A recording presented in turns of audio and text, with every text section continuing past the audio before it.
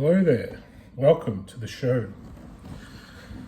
It's going to be a short show, just a few minutes, but I reveal, yes, I do have a head. I'm not just a face enclosed in a vacuum, this cloak.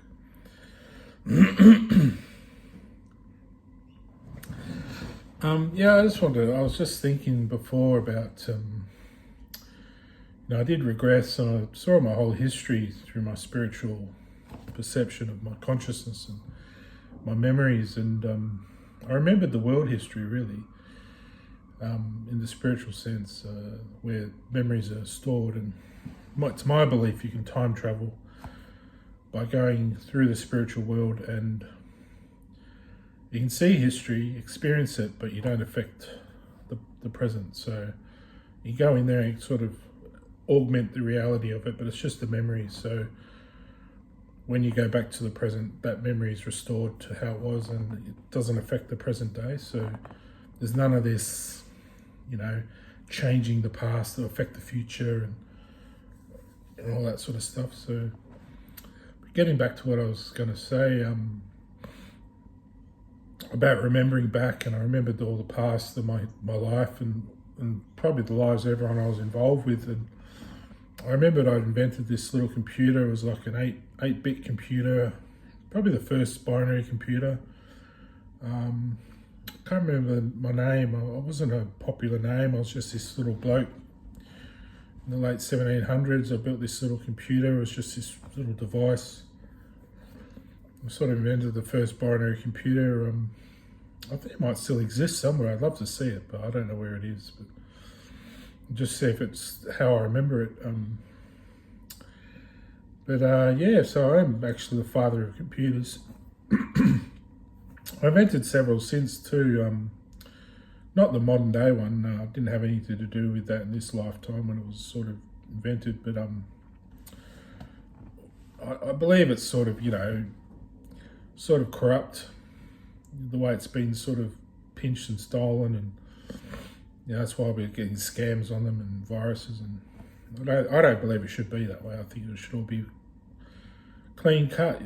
The world, it should be a clean cut world to live in. It shouldn't be all full of problems. But when you think about it, why do we have police? Because we have criminals, and wouldn't have one without the other. So it's just like we're not at the destination yet, are we? We're on the way there. We're on the way to where we want to be, and this is all a process of getting there, I guess. We're not just there instantaneously, are we? We come from a swamp to a civilization, and we're sort of working out the nuts and bolts. So I guess to the point where we maybe one day won't need police and criminals, and I believe there is a criminal element involved with computing and how it's implemented, and it's a shame, but it's just life. What can you do, I was going to say, I worked all out in my head what I was going to say, but sort of translating it again. But it'd be interesting to sort of do a show and talk about all that and see the actual 8-bit computer that I made. And we didn't call it a byte back then; it was just 8 bits, and sort of did all the economics at the time. We were trying to work out government economics, and I was just I don't know what you call me. I was just not a researcher or a politician or a scientist, sort of, I suppose, an inventor, without really what do you call them? More a technician, really. I just had the role in inventing stuff, come up with the new ideas, and I was always good at that. So I've thought up millions of new ideas now, but I've just got no way to implement them. The world's so big and complicated. Where do you start? I don't really have a platform, and this computer platform doesn't really work for me. I want it to, but it doesn't seem to work. But hopefully one day it will. Something will happen, but it's a corrupt system. It doesn't work perfectly the way it should. You should get as much out of it as what you put in, and I sort of get nothing out of it. So I put in all this energy, I get nothing back. So there's something wrong there. But everything else seems to work to the purpose. Your car, your family, things around the house, and My air fryer is probably more useful than my phone. Or my phones are okay calling people, but you know you get a bit obsessed with them, so it negates the actual positive aspects. So you sort of get this negative back as well. So there's something going on that's not. It should be perfect. You know, the world should all be clean cut as far as I'm concerned.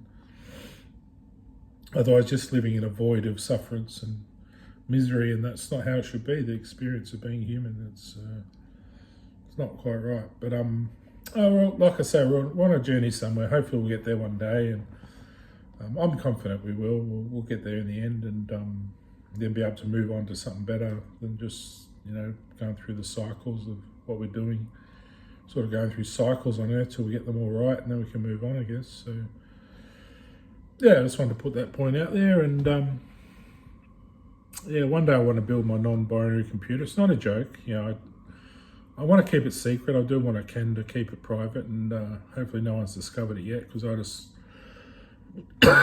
want it for myself to glorify myself. I'm allowed to glorify myself. I'm allowed to boast and feel good about myself, and feel like a worthy participant in the human race, and I'm contributing my beliefs and my knowledge and my invention and my heart and soul and love and my mind and what I can offer. So I would like to invent my non-binary computer. It's sort of, I feel it's almost coming sort of from where I started, all around, going through every type of possibility. We sort of do this with everything that gets invented, so that's why it's just a process, You sort of come full circle, and I think we'll come right around, and I'll invent my non-binary computer and sort of finish off what I started. So I don't see any one person in that process that's really invented computers. They've sort of all contributed. So I'll be the ultimate alpha omega, the sort of beginning and the end, like first and the last. To sort of that's what I am usually. I usually invent the first thing and then finish off with my latest invention. And so yeah, I mean, people can come up with little, versions of things, but I invented most things we use today. So in one way or another, I like to be the closer of computers too, and come up with the ultimate sort of computer device, the non-binary computer. So yeah, I look forward to that if or when it happens. And anyway, Evan signing off for now. Peace out. That's from lifetime to lifetime. I didn't invent the 4-bit computer this lifetime. It was a long time ago. But still my spirit, my being that did that. So I'll try and think of the name. I can't think of it right now.